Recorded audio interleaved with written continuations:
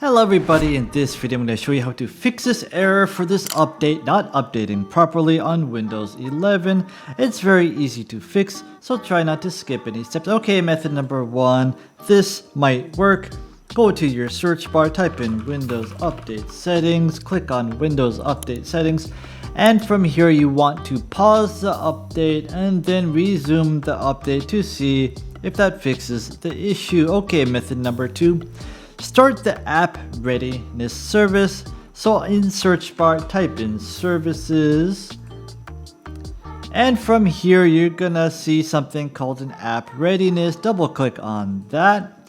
And from here, you want the startup type to be automatic. You want to hit apply and hit OK.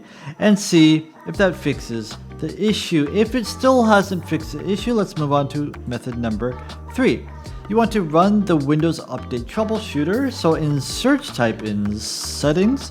From here go to system. From here scroll down until you see something called troubleshoot, click on that. And scroll down until you see something called other troubleshooters, click on that. And you're gonna see Windows Update, hit run and let the troubleshooter complete and then restart your system. And the last method, if nothing else has worked so far, is to start the Windows Update and Background Intelligent Transfer Services. So again, on the search bar, type in services, and from here, find Windows Update. Where is Windows? I think I missed it. Sorry, I'm bad.